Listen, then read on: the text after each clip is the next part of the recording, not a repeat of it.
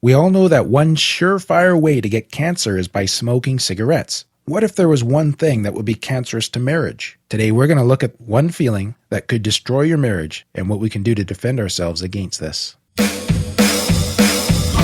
Welcome to the Only You Forever podcast. If you want to build a thriving, passionate marriage, we've got the research, the truth, and the answers you've been looking for. And now, here are your hosts, Caleb and Verlinda Simone Gendel. Hey everybody, this is episode number 5, and we are going to be talking about the one thing that could ruin your marriage. So there's one thing. Marriages break up for lots of reasons. What's this one thing? The one thing is contempt. So you're right, marriages do break up for a lot of reasons, but there is a researcher that I like referring to, Dr. John Gottman, and he's developed a very unique ability to predict whether a marriage will last or not. He has shown that he has a 94% accuracy of prediction. And out of all the factors that contribute to a marriage going south, the number one is contempt. So how does he see it? What does this look like? It looks like in a marriage, sarcasm, cynicism, name-calling, eye-rolling. You can see it verbally on a person's face when they lift a corner or pull back the side of their mouth, often just on one edge. Sneering, just outright mockery, or hostile humor in the marriage. So using things that are kind of laughing, but it's targeting, it's barbed when it's coming at you. I'm just sitting here practicing all those things you just quoted. That's not a good sign. No. So how does it work? How does contempt work in a marriage? Okay, so what the contempt does is it increases conflict in the marriage. And the reason it does that is because it comes from long-simmering negative thoughts. And so when that's injected with this sort of cynicism and the sneering and the mockery, that increases conflict. Because naturally it doesn't draw people together. It makes you want to, swing back, right? Right. So we're not talking here that, if I rolled my eyes once at you, that we're destined for No, we're talking about something that's it's deeper, it becomes more embedded. So a long-simmering negative thought. So, yeah, and what's interesting about it, too, is it's literally unhealthy. So couples who are contemptuous of each other are more likely to suffer from infectious diseases. That was another thing that came out of his research. So it actually weakens the immune system. Like physiological symptoms. There are consequences in your health, your literal physical health, for feeling this way on a consistent basis. So this is almost the equivalent of like a high-stress job or something. It just increases the stress in your marriage. Yeah, it builds up and you pay for it. Wow. Mm-hmm. So do you have any examples for us of contempt? Yeah, there is a great example in the history of the Bible found in one of the wives of David. And her name, I don't quite know how to pronounce it from the Hebrew, but we'll just call her Michelle because I think that's probably the closest English word that we would be used to, or name we'd be used to.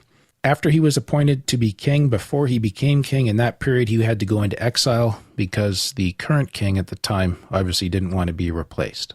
Yeah. Now, he was married to that king's daughter, Michelle.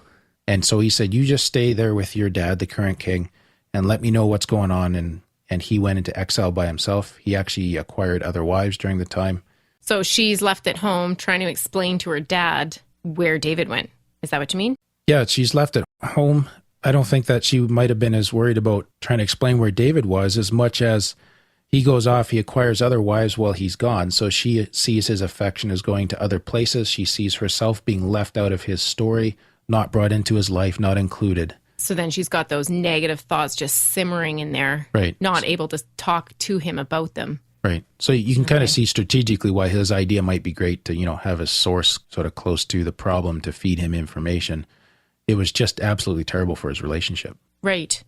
So then there's this scene when he returns and he's celebrating victory.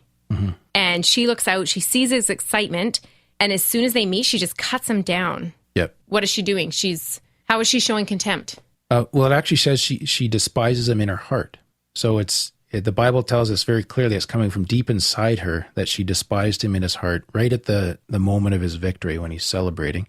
And she hits him with sarcasm, which is an expression of contempt. Okay. And just goes on about, how lovely your dance was in front of all the maidens of Israel today. Like just mocking him. Yeah, absolutely. So that contempt then conveys disgust and anger.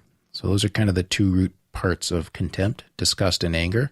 And you can see that very much in Michelle's experience. So there's the disgust with David which is tied back to much deeper, long-standing issues in their marriage. Yeah. And she's very angry when she comes at him. And back then, just as today, it feels conflict in the marriage. So the story actually ends, that chapter in 2 Samuel 6, when you go to the bottom of the chapter, it ends by saying that she had no children to the day of her death, which is the Bible's way of saying that their physical intimacy ended. And I take it from that their emotional and relational intimacy ended there as well. So she might have stayed as queen formally, but there's no love in that marriage anymore. So I can see how Dr. Gottman says that contempt is the number one predictor of divorce. It just sounds lethal for a marriage. It is. It's very, very serious. Does this go both ways?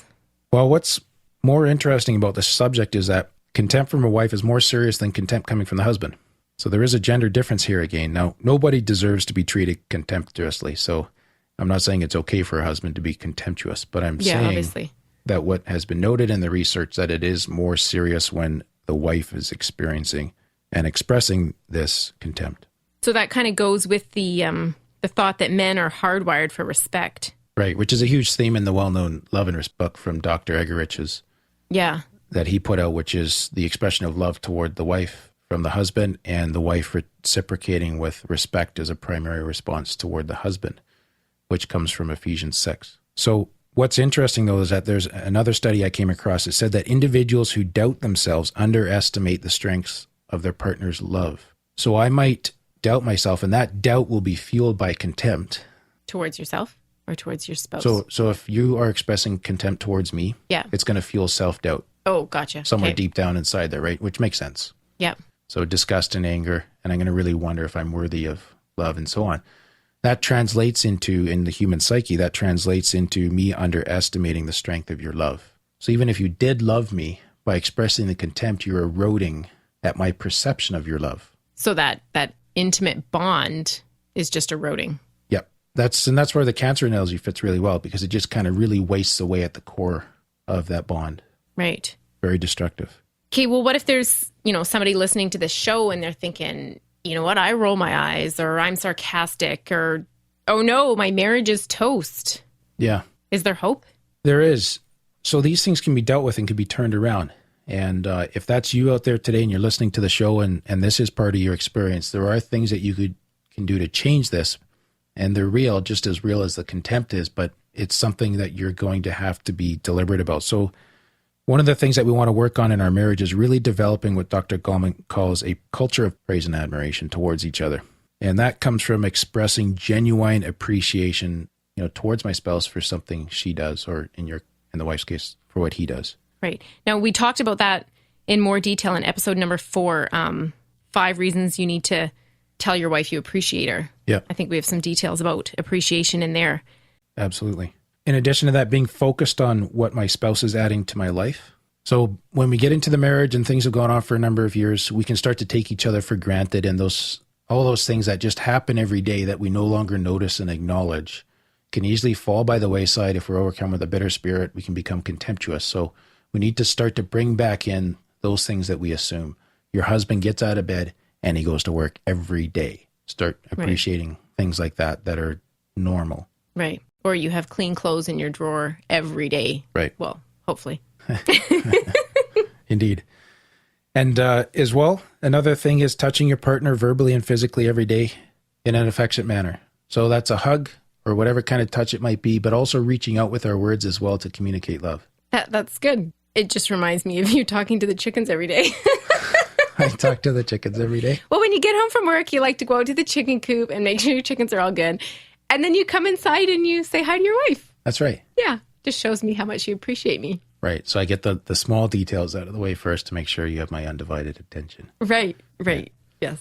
So this all sounds really deliberate. Like, this isn't something you can just wing. If you've got contempt in your marriage, you need to work on it. You can't just assume that it's going to fix itself or it'll go away. You need to take deliberate steps that no, I'm going to appreciate him. I'm going to tell him that, or vice versa. And I think, too, if this is not an obvious part of your marriage, just being aware of how easily this could become a real presence in your marriage and working. Guarding. Guarding, building resilience. That might be a more complicated way of saying that. Guarding. But guarding against it by instilling that appreciation, by noticing the details, by reaching out to each other and touching each other emotionally and physically, in the marriage. Yeah. I think if you have this thoughts, like those negative thoughts going through your head, that's when you need to stop and connect with your spouse. Like, don't just let it go and again assume it's going to go away. No, be deliberate about it and say, no, I'm going to stop here. We're going to reconnect so I can see the good again and then go from there.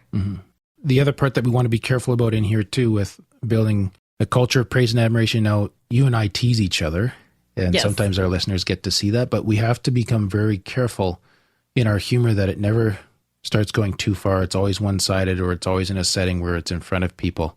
You know, sometimes those things can be early signals of contempt in a marriage that's headed down the tube. So it's good to be able to learn to laugh at ourselves and share sort of our vulnerabilities or highlight them in a friendly way in our partner. But we have to make sure that that's in a supporting context, that it's equal, it's fair, it's not demeaning.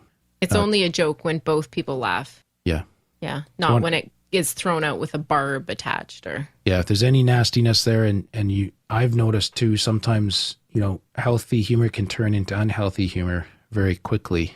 And you all of a sudden realize, okay, there's a deeper sort of frustration or resentment in my heart here. I need to talk to Verlinda about that. And that's when you have to go have the conversation, or maybe you have to call it out in me, either way, and deal with it. Right. So are you saying that we should go talk about the chickens now? It sounds like we need to talk about the chickens.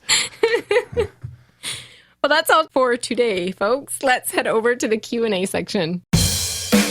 And now for our Q&A section. Remember, if you'd like to ask us a question, you can email it to questions@onlyyouforever.com, or please leave us a voicemail at onlyyouforever.com/questions.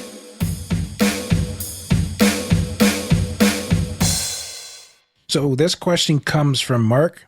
Mark from a long ways away. Good to hear from you, Mark. Thank you for your question. And the question is, it seems a good marriage, as we have observed, goes through different stages of growth. Are these stages common to all marriages? Can they be delineated? What hinders or halts progression? What enhances progression? So that's a good question. That is a good question. So Mark, we're not sure what you've observed, but you are absolutely right. We kind of think heading into marriage that when we choose our life partner, we're done. Well, the transitions keep coming. They do.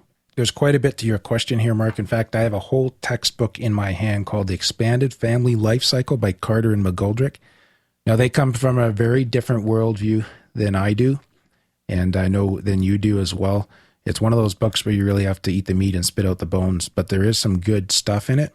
And I'm just going to give you the following stages. It's not going to answer all of your question, but hopefully it will give you an idea, validate some of your thoughts, and maybe there'll be some follow-up questions we can answer in future episodes.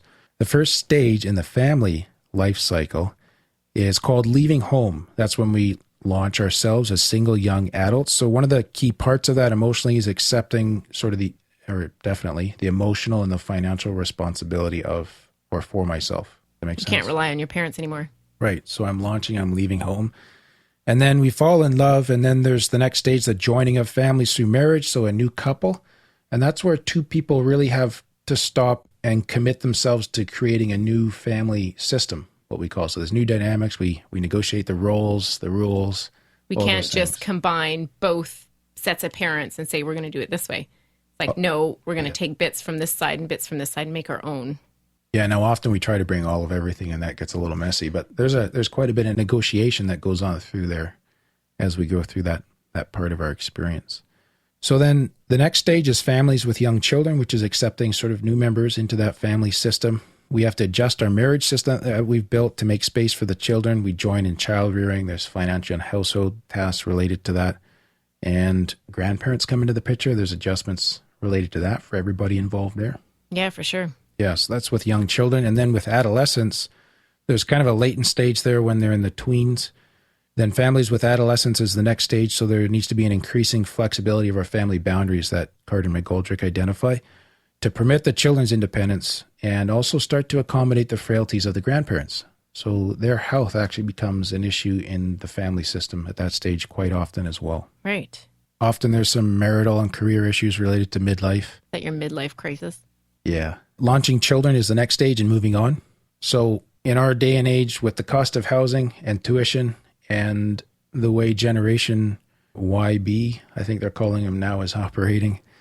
There's going to be a multitude of exits from and entries back into the family system. So they go off to college, they come back for the summer. They go off to college, they graduate, they come back home while they're building their first job or starting whatever they're doing. Some of them may launch into a career for a while, and then they'll come back home because they really need a cheap place to live while they're launching a new business. So it's in and out, in and out. That's another phase that comes in.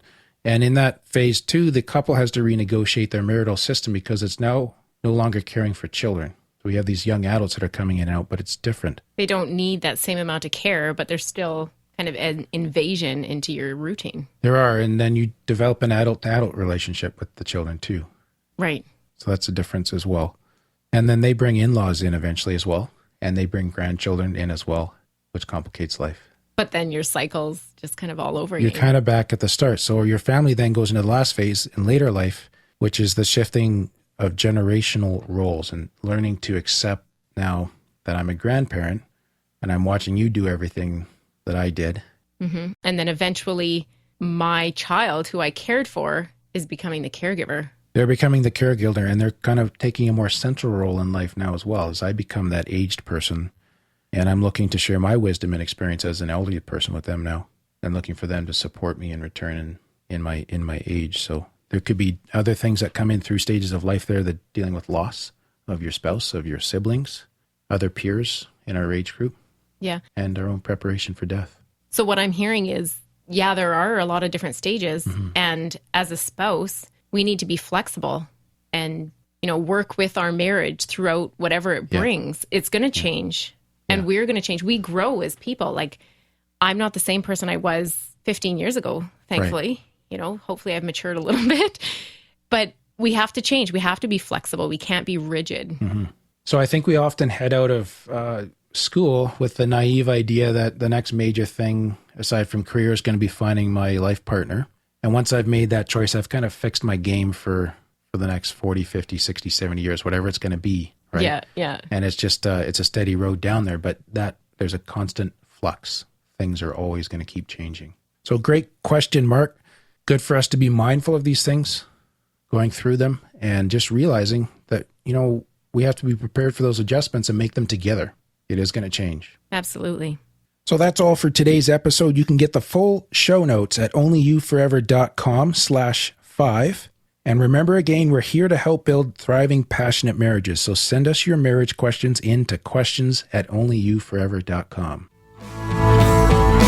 Thank you for listening to the onlyyouforever.com podcast. Please help us reach and influence a wider audience by rating and reviewing our podcast at onlyyouforever.com/love. Thanks for listening, and we'll see you next week.